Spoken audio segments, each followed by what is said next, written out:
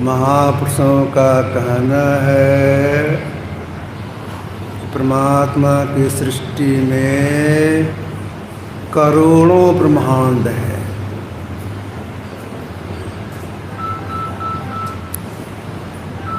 एक एक ब्रह्मांड को सुचारू रूप से चलाने के लिए एक ब्रह्मा, एक विष्णु, एक महेश की नियुक्ति की गई है।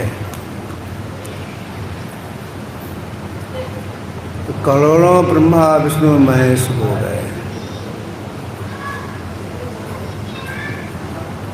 उनमें क्षीर साई भगवान विष्णु राम के रूप में अवतरित हुए। नरलीला करने के लिए अवतरित हुए। इसको प्राय सभी लोग जानते हैं। तो भगवान श्री राम अपने राजत्व काल में कभी कभी आम सभा बैठा करके अध्यात्म ज्ञान का उपदेश देती थी, जिससे कि जीव का परम कल्याण हो। महापुरुषों का जो उपदेश होता है वह सबके लिए होता है और सर्वकाल के लिए होता है, मतलब सब दिन के लिए होता है। अभी हम लोगों ने ग्रंथ पाठ में भगवान राम के उपदेशों में सुना। गपशप मत कीजिए कोई। आकर 4,84,000 जोनि भ्रमत यह जीव अविनाशी। इसको मैं फिर दोहराता हूँ, याद रखिएगा। आकर 4,84,000 जोनि भ्रमत यह जीव अविनाशी। आकर से ऐसा नहीं समझना चाहिए कि कहीं से आकर के, कटिहार से आकर के या पटना से आकर के, ऐसा नहीं। आकर से मतलब है 4 खानियाँ। अंडज, पिंडज, उखमज और अंकुरज। अंडज जो अंडा से पैदा हो, जैसे गिरगिट, सांप, कछुआ, पक्षी अंडा से पैदा होता है। अब देखिए अंडज में कितने श्रेणी है, बहुत तरह के हैं। तो जो अंडा से पैदा हो तो उसको बोलते हैं अंडज। पिंडज जो पेट से पैदा होता है, डायरेक्ट पेट से पैदा होता है। जैसे देखिए जितने मानव हैं का किसी भी देश के रहने वाले हों कि माँ के पेट से डायरेक्ट बाहर निकला, ये पिंडज हो गए। अब देखिए पेट से निकलने वाला कितने प्राणी हैं, गिन सकते हैं? गाय, भैंस, कुत्ता, बिल्ली, सिंह, भालू, हिरण, गीदड़, तो कितने हैं, गिन सकते हैं? नहीं गिन सकते हैं। जितने पेट से पैदा होने वाली प्राणी है उसको कहा गया पिंडज। अनगिनत है पिंडज। उखमज जो गर्मी पाकर के पैदा होता है अपने आप, ऐसे लिखर, ढील, खटमल आदि सब गर्मी पा के पैदा होता है। तो ये बहुत कितने प्रकार की हैं। अंकुरज जो भूमि फूट के पैदा होता है, जितने गाछ वृक्ष हैं, पहाड़ है, घास लता है, ये सब से हो गए अंकुरज। ये हो गए चार खानियाँ। इन चार खानियों में अब पिंडज को लीजिए। हम लोग पिंडज में हैं।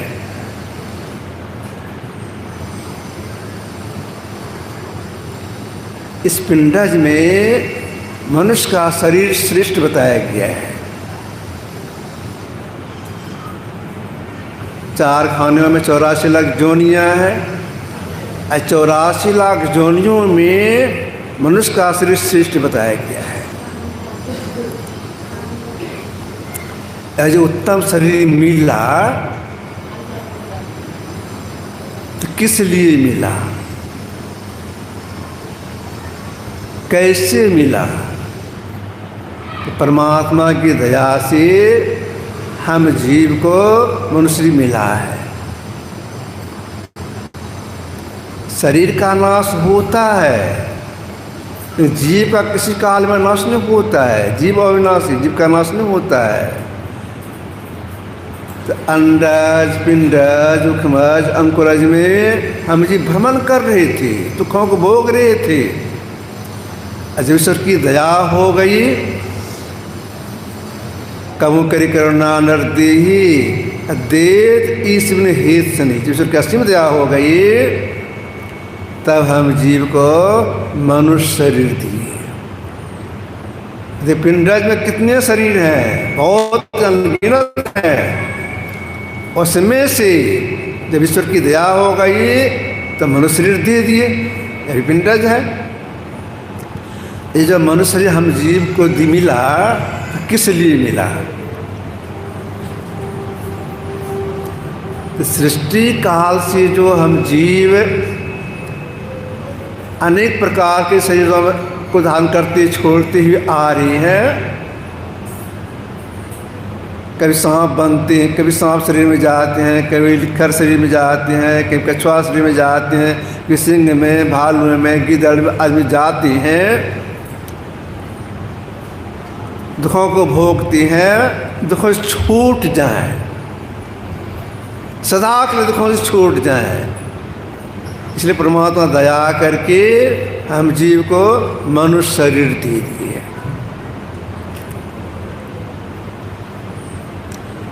मनुष्य शरीर में तो आ गए, अब दुखों से छूटेंगे कैसे? इसके लिए क्या करना होगा? जब संसार फिर नहीं आवे, तो भगवान श्री राम ने कहा प्रजाओं के माध्यम से, जब मनुष्य मिला है, अगर 2 काम छोड़ दो तो फिर संसार में नहीं आओगे, दुखों से छूट जाओगे। 2 काम का निषेध किया है भगवान श्री राम ने। हम लोगों ने ग्रंथ पाठ में सुना, क्या सुना? यही तन कर फल विषय न भाई, और स्वर्ग स्वल्प अंत दुखदाई। बहुत लोग दान पुण्य और कुछ करते हैं कि स्वर्ग की प्राप्ति हो जाए, वहाँ बहुत सुख मिलेगा। अब वहाँ राम क्या कह रहे हैं? स्वर्ग स्वल्प अंत दुखदाई। स्वर्ग में जाने पर भी शब्दमान नहीं रहेंगे, संसार में आना होगा। और कभी अंडज में जाएंगे, कभी उखमज में जाएंगे, कभी अंकुरज में जाएंगे, कभी पिंडज में जाएंगे। दुखों को भोगते रहेंगे, सांप बिच्छू बनते रहेंगे, गिदड़ माकड़ गिदड़ कुत्ता गिदड़ बनते रहेंगे। इसीलिए भगवान से हमने कहा स्वर्ग की इच्छा का त्याग करो, समझाने में कल्याण नहीं है। उसके पहले क्या कहा? यही तन कर फल विषय न भाई, विषय का त्याग करो, असुर की इच्छा का भी त्याग करो, तब कल्याण हो जाएगा। अब विचारना यह है कि विषय का त्याग करने के लिए भगवान श्री राम ने कहा, अगर विषय का त्याग कर देंगे तो परम कल्याण हो जाएगा। तो विषय कितने हैं? विषय 5 हैं। रूप, रस, गंध, स्पर्श और शब्द, ये 5 विषय हैं। 5 परस रस शब्द गंध और रूप, इनकर कहा न कीजिए, अगर कीजिए तब बहुरी परभव को तुलसीदास की युक्ति है। 5 परस रस शब्द गंध रूप, इनकर कहा न कीजिए बहुरी परभव को। अगर इसमें फंसे रहेंगे तो भवकूप में पड़े रहेंगे, कभी मच्छर बनेंगे, कभी सांप बनेंगे, कभी गीदड़ बनेंगे, कभी भैंस बनेंगे, कभी भैंसा बनेंगे, दुखों को भोगते रहेंगे। तब क्या करना चाहिए? तो भगवान श्री राम ने कहा विषय का त्याग कीजिए, तो दुखों से छूट जाएंगे। तो देखिए जितने बड़े बड़े महापुरुष हो गए, सबको अपने समय में विषय का त्याग करने के लिए उपदेश दिए हैं।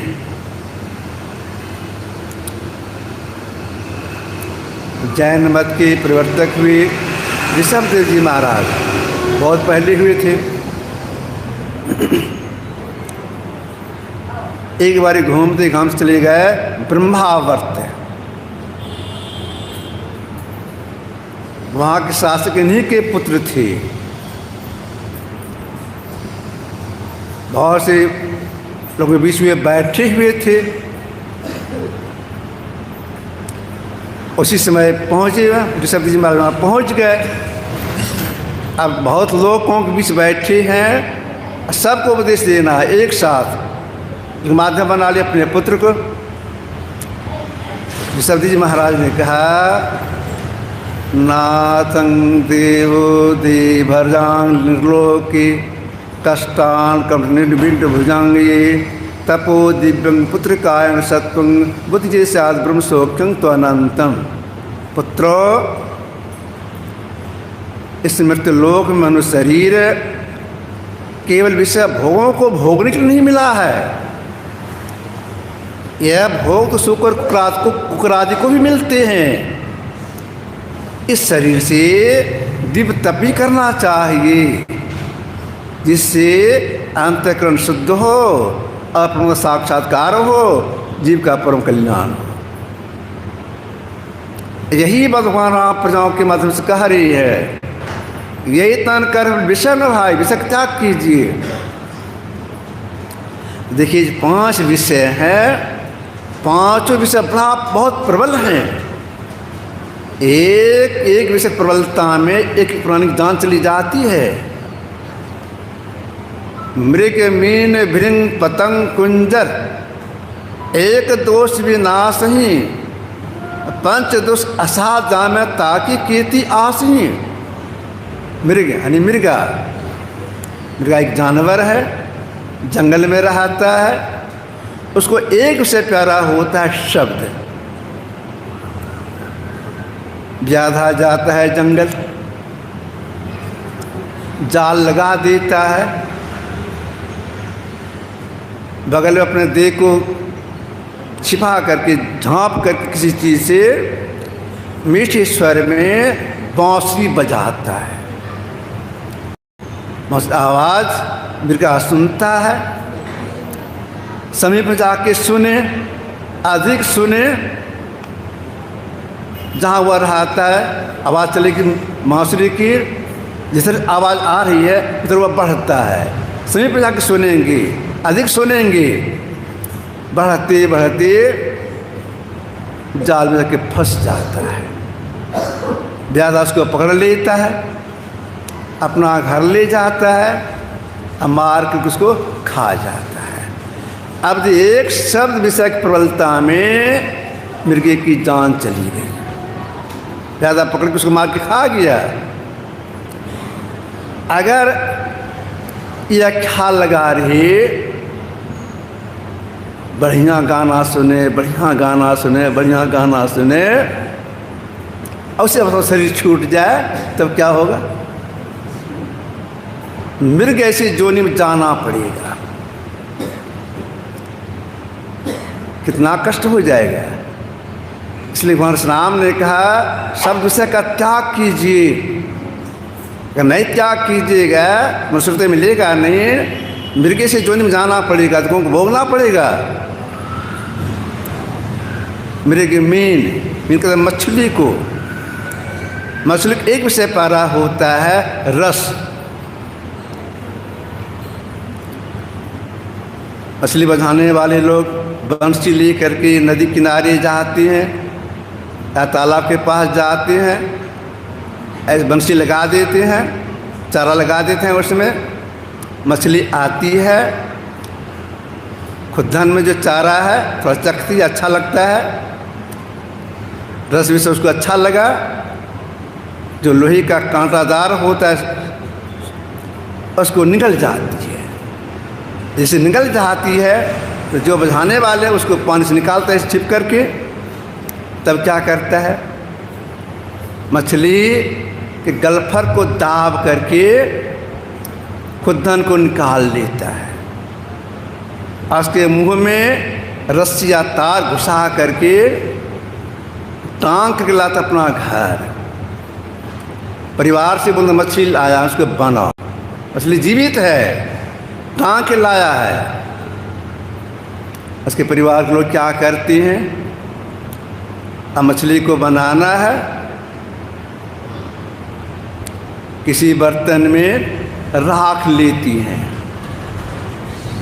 कुछ हथियार लेती हैं, कचिया बैठी कुछ ले लेती हैं, एक बोला बैठ करके अब मछली को टुकड़ा, मछली के देह को टुकड़ा करना है तो मछली फिसले नहीं, इस ख्याल से मछली के देह में राख घिसती है, ऐसे करके राख घिसती हैं।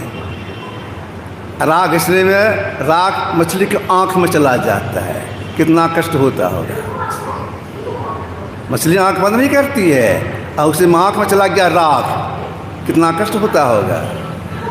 हम लोग आँख में कोई कण चला जाता है तो कितना कष्ट होता है, निकालने का प्रयास करते हैं, आँख में पानी के छिटा देते हैं और कुछ करते हैं, किसी तरह कण निकल जाए, इतना कष्ट, वो इतना कष्ट हो रहा है, मछली को जीवित है।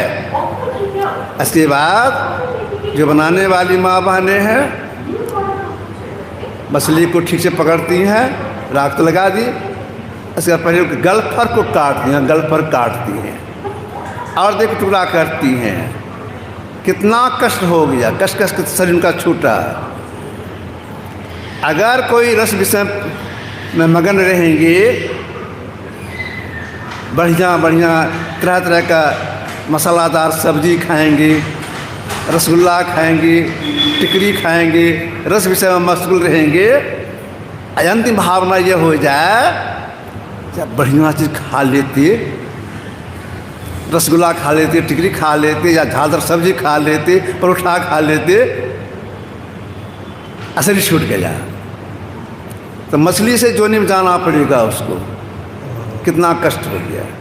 इसलिए भगवान राम ने कहा रस विषय का त्याग कीजिए। हम लोग खासकर दीपावली में दीपक जलाते हैं, लौ ऊपर बढ़ता है, देखने में अच्छा लगता है रूप, पतंगा दौड़ता है, रूप से उसका अच्छा, पतंगा को रूप से बहुत अच्छा लगता है, दीपक के लौ पर दौड़ता है, झपट्टा मारता है, पाँख चल जाता है, फिर उसमें जल करके समाप्त हो जाता है। अब एक रूप से कारण पतंगे की जान चली गई। अगर ये ख्याल लगा रहे बढ़िया रूप देखें, बढ़िया रूप देखें, देखते रह जाए, असर ही छूट जाए, तो पतंगे से जुड़ जाना पड़ेगा। इसलिए भगवान श्री राम ने कहा भी रूप से का त्याग करो। भंवरा एक विषय प्यारा होता है, रस, गंध।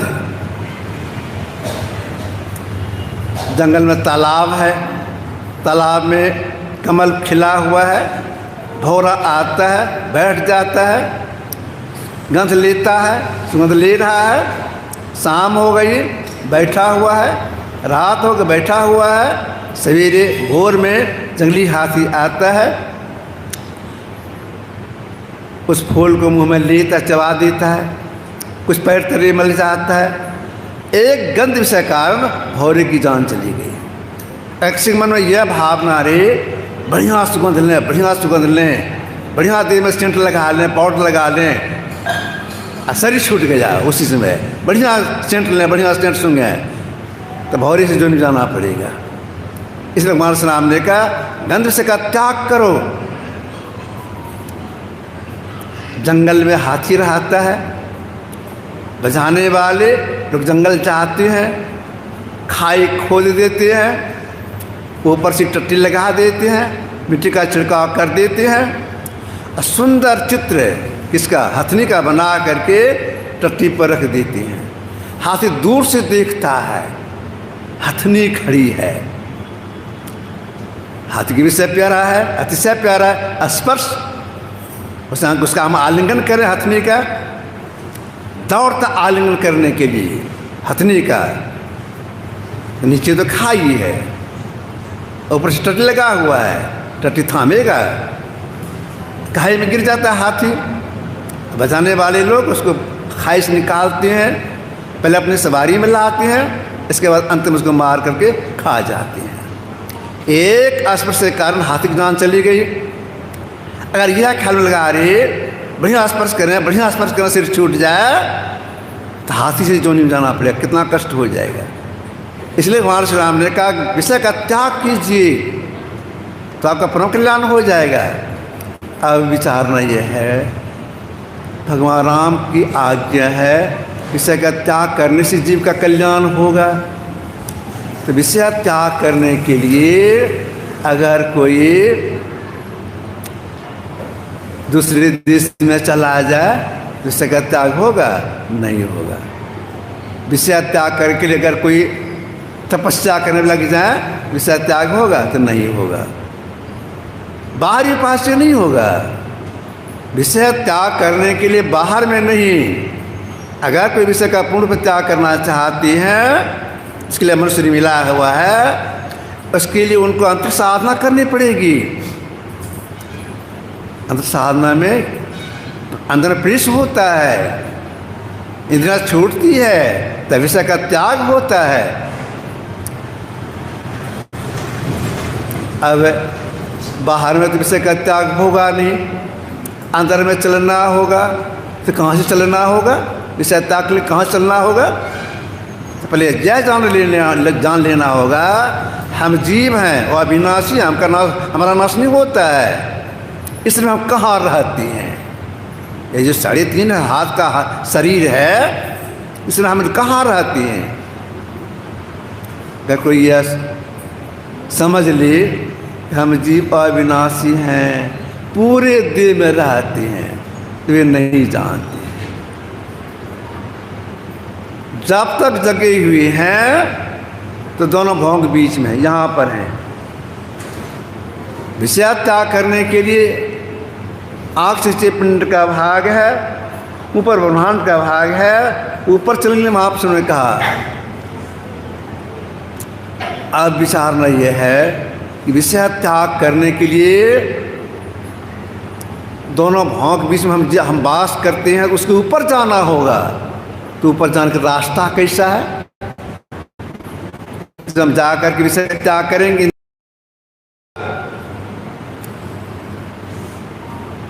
तो रास्ते के संबंध में जमराज ने नचिकेता से कहा था, वो रास्ता कैसा है?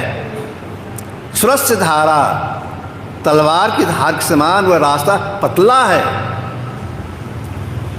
उस मार्ग में हम जीव को चलना है। ऐसी बात को नानक साहब ने को रास्ता कैसा है, रास्ता का परिचय देते हुए नानक साहब ने कहा, खन्ने की बालों ने की एक मार्ग जाना। वह रास्ता कैसा है जिसे हम चल करके विषय का त्याग करेंगे? खन्ने की बालों ने की एक मार्ग जाना। तलवार की धार के समान पतला है, बाल के नोक से अत्यंत झीना है वो रास्ता, उसमें हम जीव प्रवेश करेंगे, इंद्रियां छूटेगी, विषय का त्याग होगा। अपने से होगा? अपने से नहीं होगा। इसीलिए गुरु के पास जाना होता है। बिना गुरु भाई ज्ञान, बिना गुरु के या ज्ञान नहीं होगा। हम कैसे ऊपर चलेंगे, मैंने मार्ग में हम कैसे घुसेंगे, कैसे हमारे छूटे, किसी भी से त्याग होगा। तो गुरु के पास जाना होता है। अगर गुरु के शरण में नहीं जाएंगे, इस साधना विधि को नहीं सीखेंगे, क्रिया कल्याण नहीं होगा। रवि पंचक जाके नहीं, ता चतुर्थी नाय, तीसरा तक घेरी रे वो तृतीया नाय। तुलसीदास की मानी है। रवि पंचक जाके नहीं, रवि का पांचवा, रवि का पांचवा क्या हो गया? रविवार, सोमवार, मंगलवार, बुधवार, गुरुवार। गुरु मानी ज्ञान। गुरुवार गुरु के शरण में नहीं गए, मनुष्य में गुरु के शरण में नहीं गए, तो इसका प्रणाम क्या निकलेगा? ता चतुर्थी नाय। रविवार, सोमवार, मंगलवार, बुधवार ज्ञान, उसको ज्ञान नहीं होगा। गुरु समय नहीं कहता ज्ञान नहीं होगा। अच्छा, ज्ञान ही नहीं हुआ तो उसमें कैसे प्रवेश करेंगे? एक बात। दूसरी बात यह है, अध्यात्म ज्ञान के अभाव में गलत काम कर बैठेंगे, परिणाम क्या इसका क्या निकलेगा? 23 सप्ताह घेरे रहे। रवि का 7वां शनिवार, शनिचर करो उसको घेरे रहे। कब तृतीया आना है? रवि का तृतीया होता है रविवार, सोमवार, मंगलवार। कभी उनके जीवन मंगल नहीं, सब दिन खड़ मंगल रहेगा। अगर कोई अपना कल्याण चाहते हैं, अंतसाधक युक्ति सीखने के लिए, अंतसाधक युक्ति सीखने के लिए कलकत्ता के दक्षिणेश्वर में माँ काली का मंदिर है, जो रासमणि रानी थी उस समय में वे बनवाई थी। माँ काली की मूर्ति की स्थापना की थी। अब पुजारी के लिए एक ब्राह्मण को रखे, उनका नाम था गदाधर। इतने में तक सब पूजा पाठ करने लग गए। माँ काली के प्रति इतनी आस्था उनको जगी कि वो माँ काली को माँ कहने लग गए।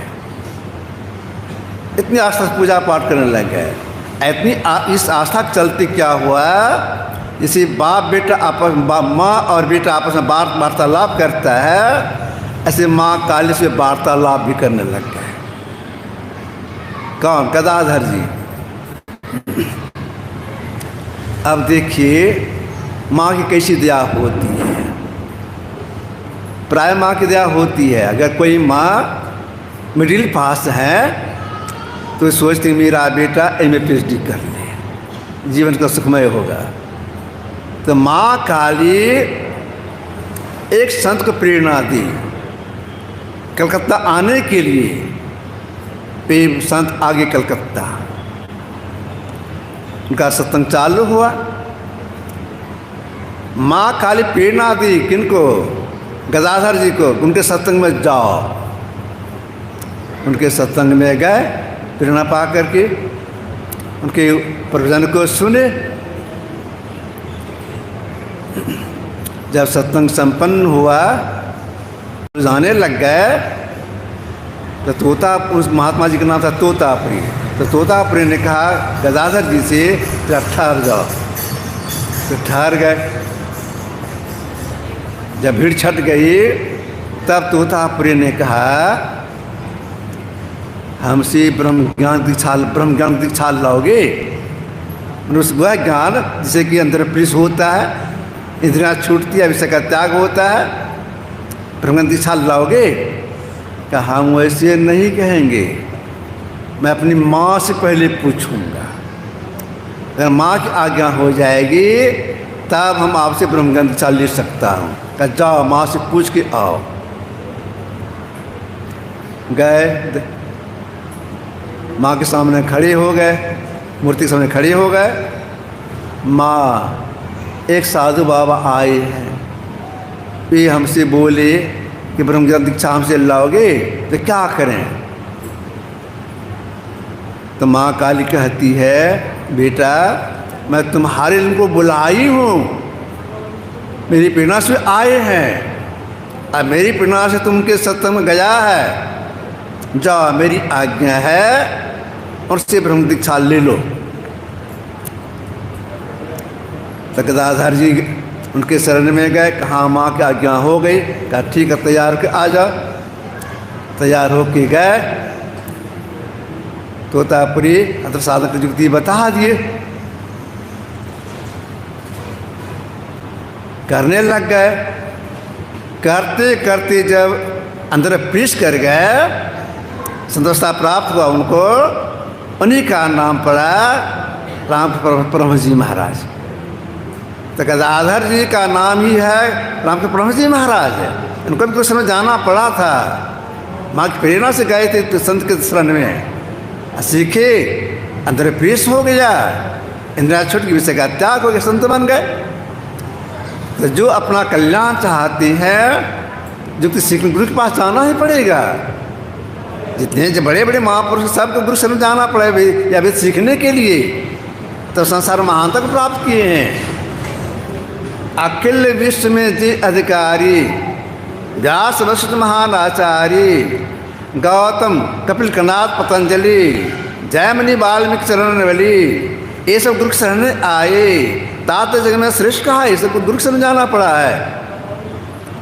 राम कृष्ण को बड़ो तीनों तो गुरु किन, तीन लोग के हाय धनी पूरे आगे आधीन।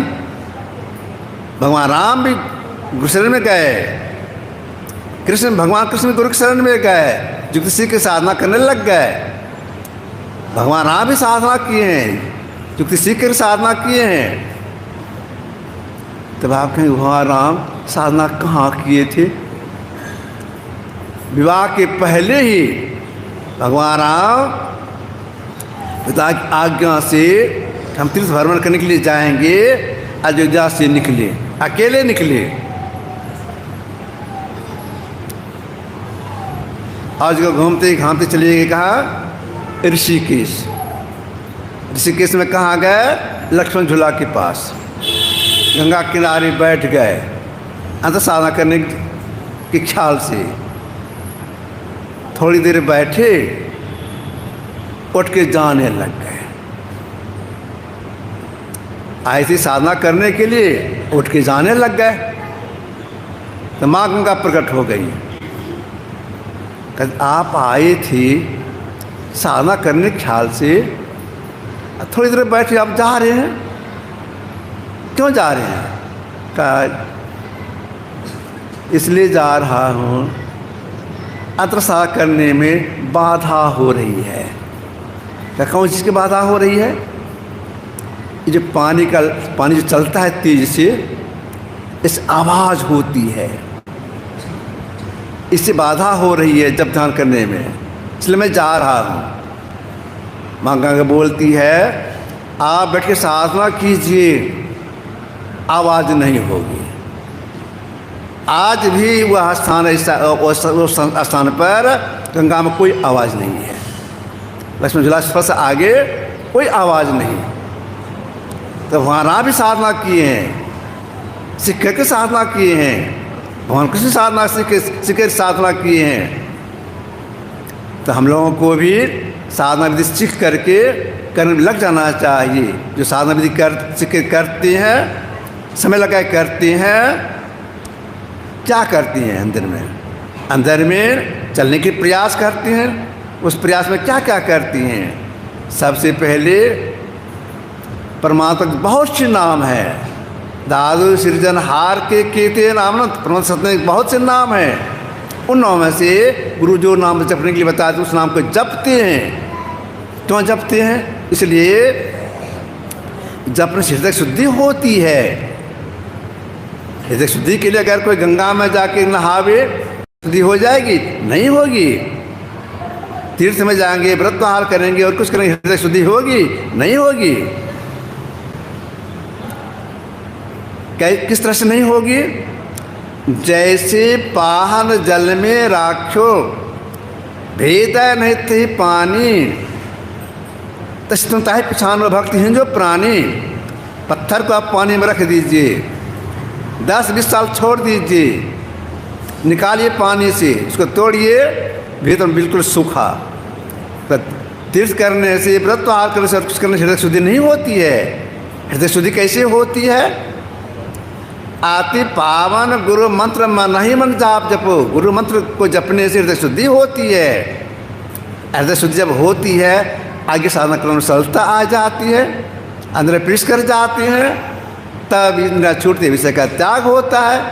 यही काम करने के लिए भगवान श्री राम ने फिर प्रजाओं के माध्यम से संसार को उपदेश दिए हैं। जो अपना कल्याण चाहते हैं तो गुरु से युक्ति सीख करके तो साधना करें, जिसे अंदर प्रवेश हो जाए, इंद्रियां छूट जाए, विषय का त्याग हो जाए। तो जो महाप्रसंग वाणी को मान कर करते हैं का कल्याण होता है, और जो नहीं करते हैं का कल्याण हो जाता है। जिससे जो उनको जाना पड़ता है, दुखों को भोगना पड़ता है। तो महाप्रसंग वाणी को मान कर जरूर हम लोग करना चाहिए। उनकी बातों को खंडन नहीं करना चाहिए, अनसुनी नहीं करना चाहिए, करना चाहिए। अगर नहीं करेंगे, महापुरुष उपदेश दिए और नहीं किए, इसका परिणाम क्या निकलेगा? इसका परिणाम यही निकलेगा जो एक कछुए की दशा हुई थी। कछुए क्या दशा हुई थी? एक बात सुनाता हूँ आप लोगों को। एक तालाब था,